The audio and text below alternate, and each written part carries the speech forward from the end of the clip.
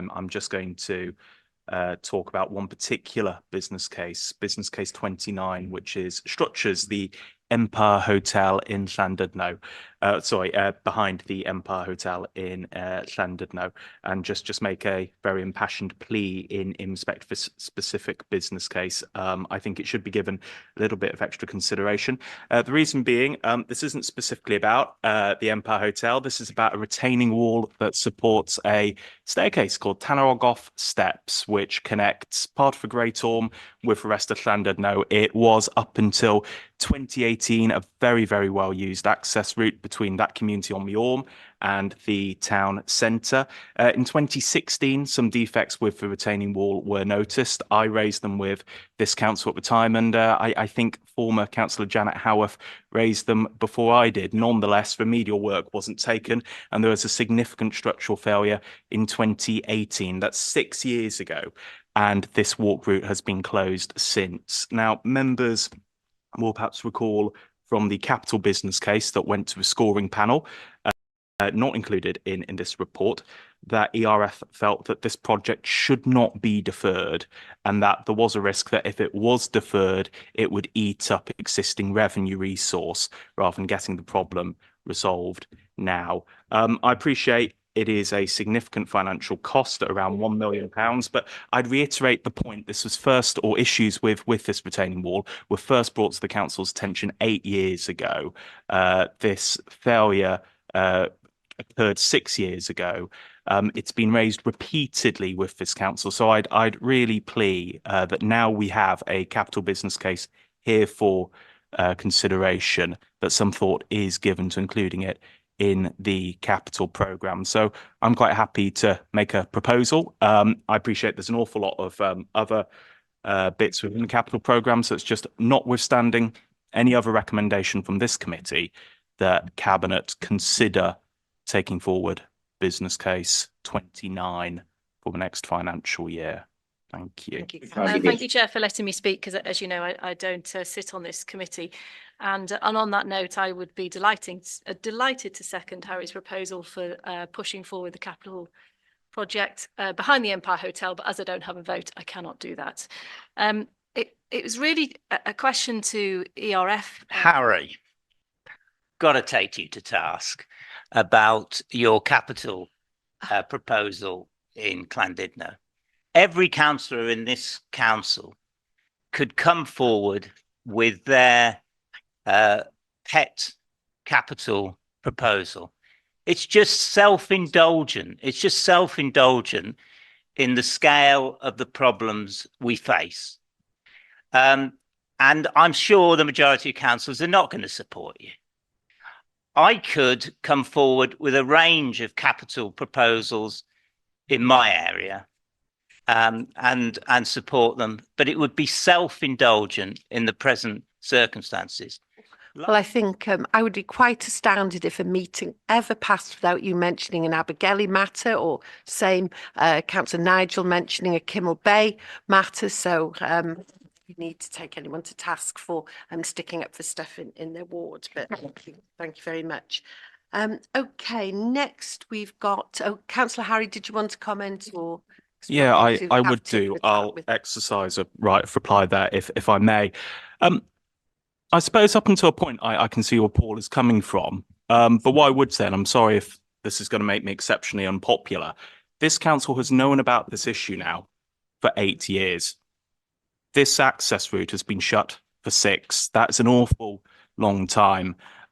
Various administrations have been aware of this. Administrations including independent councillors, Labour councillors, Tory councillors, Plaid councillors, and a Lib Dem councillor. So I'm not making this point to be political.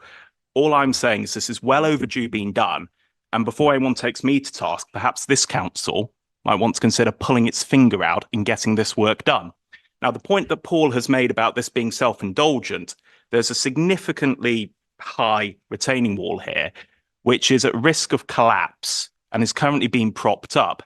Now, I trust the propping work is a sufficient mitigation measure, but if that goes and damages property or kills anyone, I very much doubt asking for that work to be done be considered self-indulgent. So as I've said, that's the reason why I'm raising it. This council's been aware of a problem for 8 years now.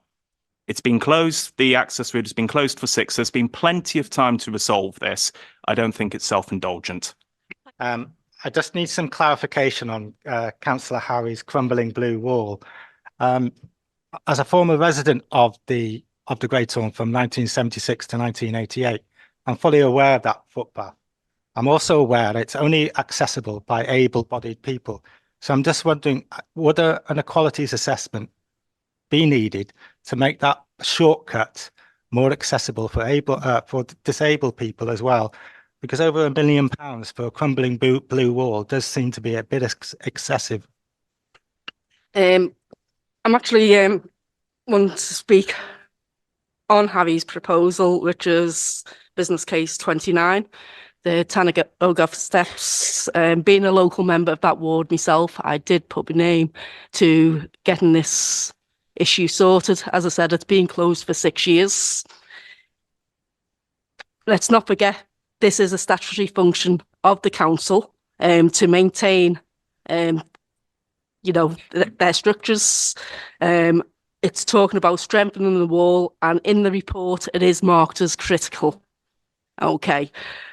The project is necessary to ensure the general safety of the public, again, which is noted in the report. By this walkway being shut, residents, tourists, which we have an awful lot of going up to the Orme, which normally take this route, have to walk round a very narrow, steep road that goes round on a bend, sharp bend which cars speed up in order to get the oomph to go up the hill. And it is miles an hour though. and it is dangerous. I've actually fallen there myself, once before. There's no handrail to hold on to, and especially when we get icy conditions as well, it's not great. So I will be seconding Harry's proposal, and thank you. Chair, can I just come in with some comments on that business case? Because it has been seriously looked at. Officers have been working with both the owners of the Empire Hotel. Now, this is on private land, this wall. They do have some designs towards extending that hotel, and there has been discussion.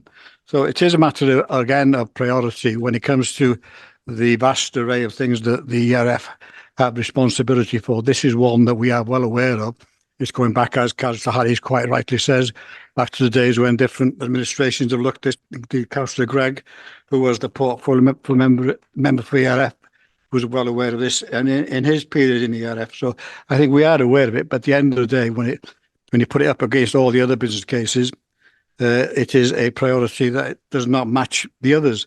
And whilst we are aware of the health and safety issues, that is the reason the footpath is closed off for those very reasons. And look, I'd like to thank Mandy for the point she's made and the extra bits that I overlooked, but she's entirely right about the alternative being around that particularly sharp corner, which isn't particularly welcoming or especially safe for pedestrians.